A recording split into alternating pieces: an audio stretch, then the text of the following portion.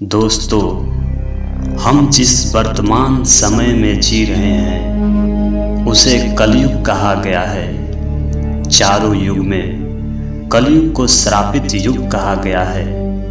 धर्मशास्त्रों में इस बात का स्पष्ट वर्णन है कि जब कलयुग अपने चरम पर पहुंचेगा तब धर्म का नाश हो जाएगा।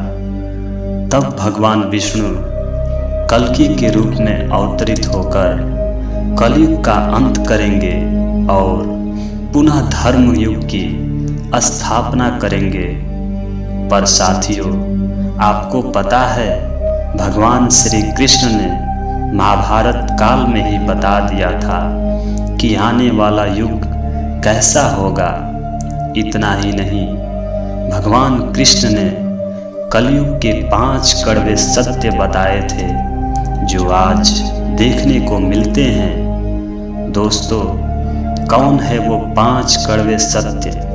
अगर आप जानना चाहते हैं तो इस वीडियो में अंत तक जरूर बने रहिएगा।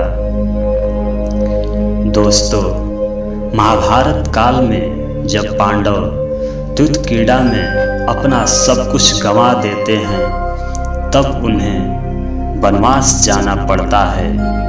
वनवास जाने से पहले वे श्री कृष्ण से मिलते हैं और कहते हैं कि हे केशव, द्रुत क्रीड़ा में सब कुछ गंवाने के बाद हम वनवास जा रहे हैं, लेकिन जाने से पहले ये जानने की उत्सुकता है कि आने वाला युग यानी कलयुग कैसा होगा।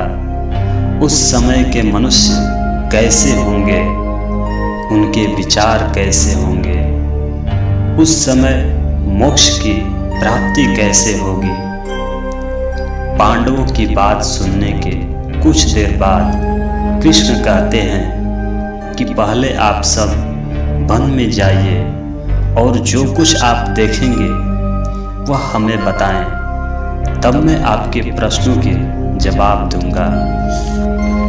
ऐसा आदेश पाकर पांडव वन में चले गए और वन में जो कुछ दिखाई दिया वो देखकर हैरान रह गए।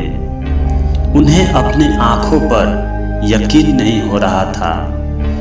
कुछ समय वन में बिताने के बाद वे पुनः भगवान श्री कृष्ण के पास आते हैं, लेकिन इस बार पांडव के मस्तक पर शिकन छाया हुआ था। वे बड़े ही उलझन में पड़े हुए थे। जब भगवान ने पांडवों की ऐसी दशा देखी तो उनसे रहा नहीं गया। वह बोले, आप लोग जिस समस्या में फंस गए हैं आप हमें बताएं। यदि संभव हो तो इसका समाधान अवश्य हम बताएंगे।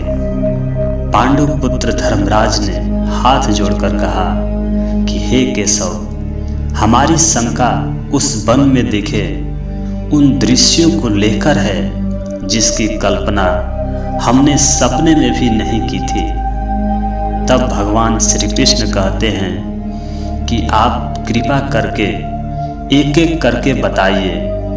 तब युधिष्ठिर कहते हैं कि हे द्वारिका नरेश, जब हम वन में जा रहे थे तब हम लोग अलग अलग दिशा में निकल गए। जब मैं कुछ दूर गया तो मैंने 2 सूंड वाले हाथी को देखा। तो आप ही बताइए, एक हाथी के 2 सूंड कैसे हो सकते हैं? तब अर्जुन कहते हैं कि मैंने देखा कि एक पंछी के पंख पर वेदों की ऋचाएं लिखी गई है और वह मुर्दे का मांस खा रहा था। इतना सुनने के बाद भीम कहते हैं कि मैंने वन में एक ऐसे गाय को देखा जो अपने बछड़े के जन्म के बाद वह उसे चाट रही थी। गाय उसे इतना चाट रही थी कि उसके शरीर से खून आने लगता है। इसे देखकर मैं हैरान रह गया कि कोई माता अपने बच्चे के साथ क्या कर रही थी। तब भगवान कृष्ण सहदेव से कहते हैं कि कि सहदेव तुमने वन में क्या देखा। इस पर सहदेव कहते हैं कि मैंने एक कुआं देखा जिसमें पानी नहीं था और वह सबसे गहरा भी था, लेकिन उसके पास के कुएं में जल ही जल से भरा हुआ था। मैं बहुत आश्चर्यचकित हुआ कि ये कैसे हो सकता है। तब नकुल कहते हैं कि जब मैं वन में भ्रमण कर रहा था तो मैंने देखा कि एक बहुत ही बड़ी चट्टान पर्वत से लुढ़क रही थी। रास्ते में न जाने कितने ही पेड़ व शिलाओं से टकराती है, लेकिन कोई रोक नहीं पाता है। लेकिन अंत में एक बहुत ही छोटे पौधे के स्पर्श से ही वह चट्टान रुक जाती है। अब युधिष्ठिर भगवान से कहते हैं कि हे वासुदेव, हम भाइयों ने जो कुछ भी वन में देखा वह सारा कुछ विस्तार से बता दिया। अब आप हमारे शंकाओं को दूर करते हुए इन सब का अर्थ बताइए। इस पर भगवान कृष्ण धर्मराज से कहते हैं कि हे धर्मराज, 2 सूंड वाले हाथी का मतलब है कि ऐसे समय में वही लोग राज करेंगे जो कहेंगे कुछ और, बोलेंगे कुछ और उनके मन में होगा कुछ और। वे अपने ही हित की बातें करेंगे। ये लोग शोषण करने का एक भी मौका अपने हाथ से जाने नहीं देंगे। अब भगवान कृष्ण पांडु पुत्र अर्जुन से कहते हैं कि हे अर्जुन, जो आपने ऐसे पक्षी को देखा जिसके पंख पर वेद की ऋचाएं लिखी गई थी और वह मुर्दे का मांस खा रहा था, तो इसका मतलब कलयुग में ऐसे व्यक्ति होंगे कि वह दिखने में बड़े ही ज्ञानी व विद्वान होंगे, लेकिन उनकी मनसा होगी कि कब व्यक्ति की मृत्यु हो जाए और उनकी सारी धन संपत्ति के खुद मालिक बन जाए। इनका आचरण राक्षसों जैसा होगा। कलयुग में सबसे ऊपर धन और संपत्ति होगा और कुछ गिने चुने लोग ही संत होंगे। बाकी इसके अलावा कलयुग में ज़्यादातर इंसान अपने ही लोगों को ठग कर आगे बढ़ने की विचार में होंगे। अर्जुन के बाद भगवान श्री कृष्ण भीम से कहते हैं कि भीम, जैसा कि आपने देखा कि एक गाय अपने बछड़े को इस तरह चाटती है कि उसके बदन से खून आने लगता है, ठीक उसी तरह कलयुग का मनुष्य भी अपने संतान पर इतना प्यार लुटाएगा कि उसके बच्चे का विकास रुक जाएगा। एक माता की ममता अपनी औलाद को इस संसार और मोह माया में इस तरह बांध देगी कि उसके बच्चे का जीवन नष्ट हो जाएगा।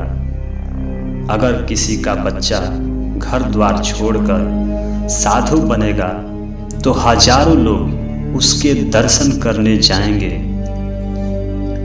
लेकिन जब अपना ही बेटा साधु बनेगा तो वे रोएंगे, विलाप करेंगे कि मेरा बेटा गलत रास्ते पर चला गया। दोस्तों, भगवान श्री कृष्ण यहाँ पर जीवन की वास्तविकता को बताते हुए कहते हैं कि इंसान को यह समझना होगा कि तुम्हारे पुत्र तुम्हारे नहीं हैं, बल्कि उनकी पत्नियों की अमानत है और पुत्रियां अपने पतियों की, और तुम्हारा शरीर मृत्यु की और आत्मा परमात्मा की।